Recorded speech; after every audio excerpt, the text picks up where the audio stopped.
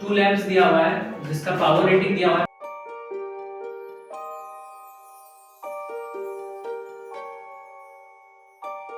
Power rating का मतलब हम लोग समझते हैं कि जैसे 50 वाट 220 वोल्ट बोलता है, वहां पे लिखा हुआ है, जैसे बल्ब में लिखा हुआ था 100 वाट 220 वोल्ट, जो हम लोग बल्ब लेते हैं थर्मोसल्फाइड एडिशन वाला, उसमें लिखा हुआ रहता है ना 100 वाट 220 वोल्ट। उसका मतलब क्या होता है कि यदि हम लोग डीसी सप्लाई दे रहे हैं या फिर एसी सप्लाई दे रहे हैं, पावर सप्लाई दे रहे हैं कितना का 220 वोल्ट का, तो इसका मतलब कंपनी क्या बात कर रहा है 100 वाट का पावर कंज्यूम करेगा, मतलब 100 जूल पर सेकंड का एनर्जी कंज्यूम करेगा।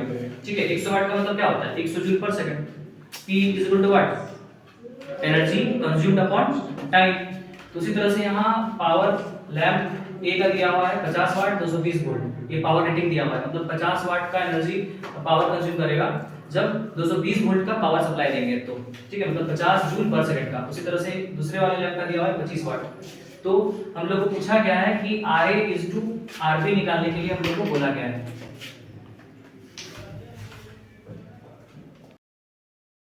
लैंप ए है और लैंप बी है, तो उनका जो रेजिस्टेंस का रेशियो आएगा वो निकालने बोला है RA अपॉन RB।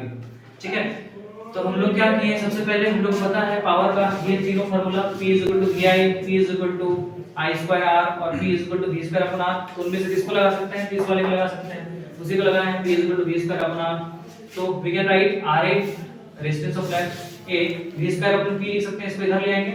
ठीक है, तो V का जो वैल्यू उसको पुट किए 220 220 इसको सॉल्व किए तो 968 आया, और उसी तरह से इसको भी किए हैं R is equal to V square upon P, इसमें कितना आया 1936।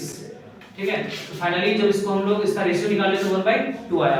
और इसको हम लोग ऐसे भी डायरेक्ट हम लोग कर सकते हैं, हम लोग क्या किए जो वैल्यूज है उसको डायरेक्ट यहां पे पहले लिख लिए हम लोग, जो आया 220 वोल्ट दिया हुआ था और 50 वाट, तो उसको लिखे हैं। और इसमें भी ऐसे ही जो V स्क्वायर अपॉन P का जो वैल्यूज है रिस्पेक्टिवली लैंप A और लैंप B के लिए, इसको लिख के हम लोग देख रहे हैं कि ये कैंसिल आउट हो जा रहा है, फिर 25 अपॉन 50 आ रहा है, तो 1:2, तो हम लोग को इस तरह से भी मिल रहा है। तो ये आई थिंक ज्यादा इजी पड़ेगा, इस तरह से डायरेक्ट हम लोग वैल्यूज को पुट करके कैंसिल आउट कर दे रहे हैं, तो उतना हम लोग कैलकुलेशन से एक प्रकार से बच जा रहे हैं। ठीक है।